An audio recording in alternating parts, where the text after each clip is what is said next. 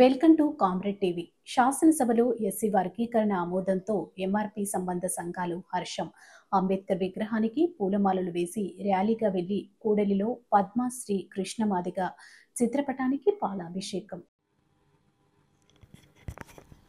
పరకాల పట్టణ కేంద్రంలో ఎంఆర్పీఎస్ అనుబంధ సంఘాల నాయకుల సంబరాలు.